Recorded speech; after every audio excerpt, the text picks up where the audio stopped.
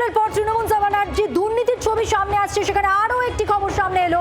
Diamond হারবারে হিংসা বেরিয়া, যেখানে মাটি খুঁড়তে উদ্ধার হয়েছে কি কোটি কোটি টাকার ওষুধ।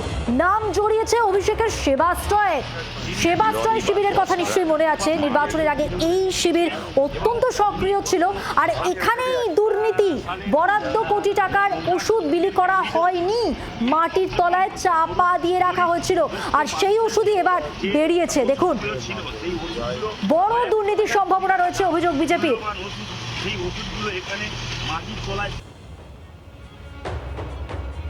গুলো নষ্ট করার জন্য গ্রাউন্ড জিরো থেকে সরাসরি রয়েছেন প্রতিনিধি নকিবউদ্দিন গাজী। কথা বলবো নকিবউদ্দিনের সঙ্গে। নকিবউদ্দিন, কোথায় না দুর্নীতি করেনি তৃণমূল, এবার ওষুধেও দুর্নীতি, তাও আবার একটি শিবির একদম মানুষের সেবার জন্য যেটা নিয়োজিত।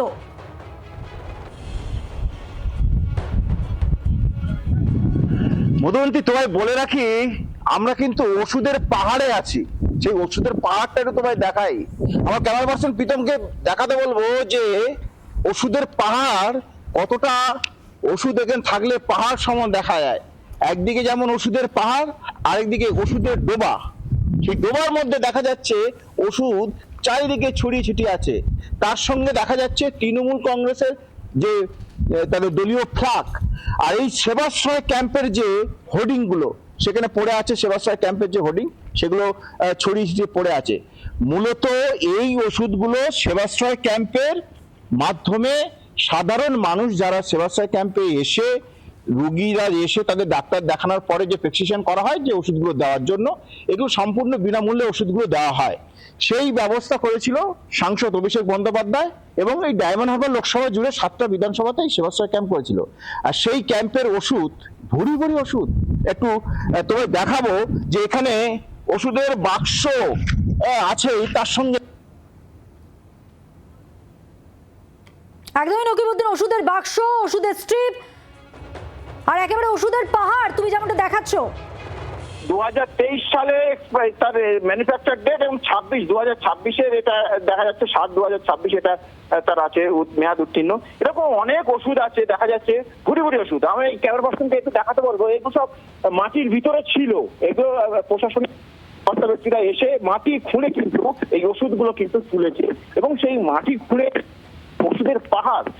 ওষুধগুলো এখানে পোঁতার কারণটা কি, এবং কেন এই ওষুধগুলো এখানে পোঁতা হলো, এই ওষুধগুলো কিভাবে এসেছিল, কারা নিয়ে এসেছিল, কেন পুঁতলো, কারা পুঁতলো, এইগুলো একাধিক প্রশ্ন উঠছে। ইতিমধ্যেই কিন্তু বিরোধী যারা বিজেপি পক্ষ থেকে তদন্ত চাই,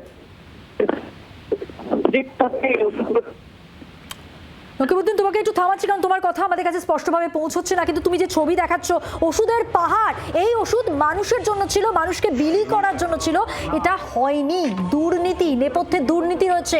বিজেপির অভিযোগ অস্বীকার যদিও করেছে তৃণমূল, কিন্তু যে ছবি আমরা দেখতে পাচ্ছি তৃণমূল জামানার আরো একটা দুর্নীতির অভিযোগ, আরো একটা দুর্নীতির ছবি সামনে এসেছে আজ। সবাই শেয়ার করবে এই গরিব মানুষদের এই ওষুধগুলো নষ্ট করার জন্য, যাতে আইনত শাস্তি পায়, তার জন্য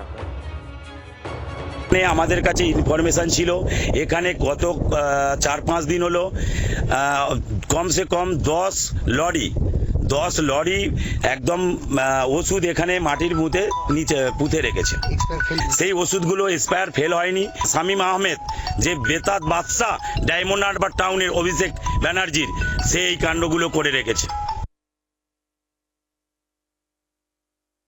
সরকার প্রতিশ্রুতি দিয়েছিল সেবাশ্রয়ের নামেতে গরিবদের কাছাকাছি সব ওষুধগুলো পৌঁছে দেওয়ার জন্য, বাট ভ্যালিডিটি এখনো রয়েছে।